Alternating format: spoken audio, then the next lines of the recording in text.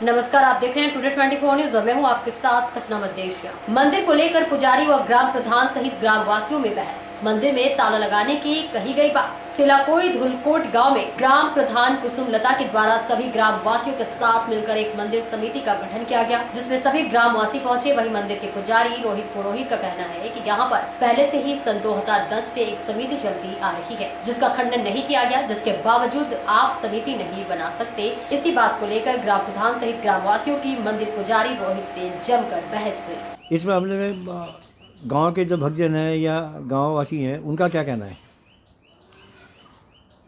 आज के परिवेश और पूर्व परिवेश में इस ग्राम सभा में लगभग मेरे पिताजी का संबंध सन 52 से रहा है और सन 66 के आसपास हम इस भूमि में हम यहाँ लगभग आए होंगे। जिस भी हमारे बुजुर्गों ने ज़मीन खरीदी, सन 73 से मैं यहाँ ज़मीन हमारे पिताजी ने खरीदी है। 76 से मैं यहाँ रेगुलर रह रहा हूँ। इस पंचायत में 2 बार पंचायत सदस्य की भूमिका में रहा हूँ और सभी परिवेश को देखता। और जिस आज उत्तराखंड की परिकल्पना हमने की थी, हमने उसमें अपना बलिदान भी दिया। हमारी माता जी आज वृद्ध चारपाई पर पड़ी हैं, वो तक जो है शराब व्यवसायियों के विरोध में डीएम ऑफिस तक गई और रात को 12-11 बजे डीएम की गाड़ियों ने उनको छोड़ा। हमने उस प्रतिकार को कहीं पे हम समाज में ये नहीं कहते कि हमने ऐसा किया।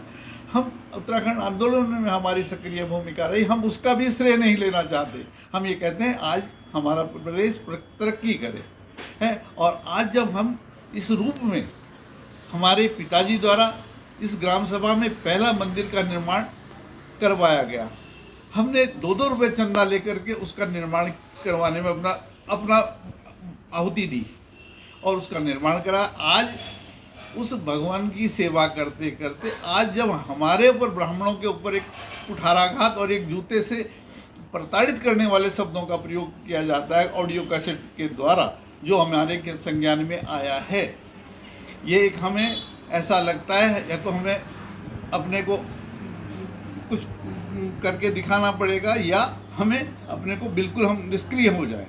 तो हमें अपने जीवन को आहूत तो हमने पहले कर दिया कि हम उत्तराखंड आंदोलन में हमने अपना सक्रिय योगदान दिया, जिसके सहयोगी लोग जो आज पेंशन पा रहे हैं ये वो ले रहे हैं, हम उसके हकदार होते हुए हमने उस लाइन पे नहीं गए कि हमें ईश्वर ने बहुत दिया है और हम उसमें हाँ, पर इस एक पीड़ा मन में है कि इस जो हमने सक्रिय आंदोलन दिया, कम से कम हमें उसका पहचान तो मिले और उसके साथ साथ सामाजिक सरोकारों में जो हमने अपनी भूमि निभाई उसका हमें सम्मान तो छोड़ आज अपमानित होने वाली स्थिति में आना पड़े तो बहुत बड़ी ग्लानि होती है कि जिस समाज में हम धर्म के नाम पर हमारे बुजुर्गों ने जो पौधा रोपा, जिसको आगे बढ़ाया, उस पर आज हमारे पर कुठाराघात हो रहा है। अगर समाज ऐसा चाहता है तो ये हमारे लिए बहुत बड़ी ग्लानि हमें महसूस होती है।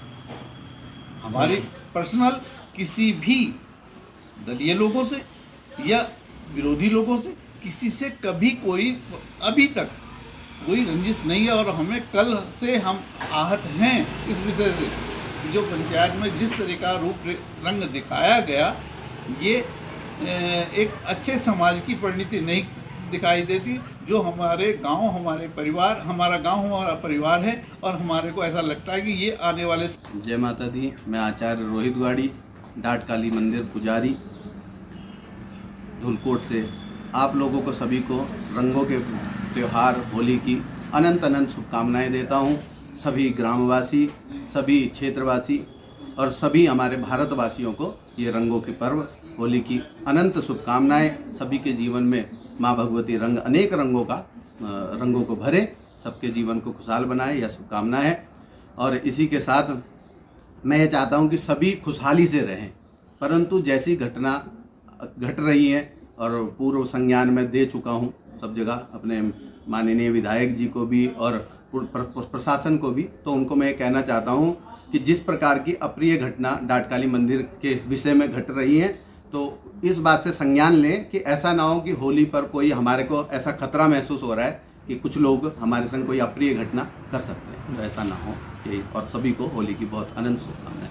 मेरा नाम प्रदीप सिंह नेगी। गांव के निवासी हैं आप? हाँ जी, मैं गाँव का निवासी। क्या मामला समिति को लेकर जो चल रहा है मंदिर में, क्या मामला है? ऐसा है कि यहाँ पे ग्राम में जो गांव के अंतर्गत आता है डाटकाली मंदिर, और जो समस्त जो मंदिर है गांव के, वो उसके लिए समिति बनने के लिए जो है प्रस्ताव यहाँ पे चल रहा है। तो भी जो देख रहे हैं, जो पंडित जी का कहना है कि 2010 से यहाँ पे समिति का आयोजन किया गया था पहले से ही, उसको भी खंडन नहीं किया गया उस समिति का, और दोबारा समिति बनाने की जो बात चल रही है उसके ऊपर बहस चल रही है यहाँ पे। हाँ जी, ऐसा है कि वो उनकी नॉलेज में है। समिति जो वो कह रहे हैं कि 2010 में बनी है, उसमें नाम मंदिर रजिस्टर्ड है ना कुछ है, वो बस एक कहने के औपचारिकता मान लीजिए कि जो उनके बाकी गांव वाले आप खुद ही देख सकते हैं कि सारे गांव वाले एक साथ हैं और वो चाहते हैं कि समिति बने। जब किसी के संज्ञान में नहीं है तो जो पैसा आता है मंदिर पे चढ़ावा जो लोग चढ़ाए जाते हैं और जो वो होता है उसका मैनेजमेंट होना चाहिए। किसी का व्यक्तिगत या किसी का अपना पारिवारिक तो मंदिर नहीं हो सकता ना, अगर वो नेशनल हाईवे पे है मंदिर।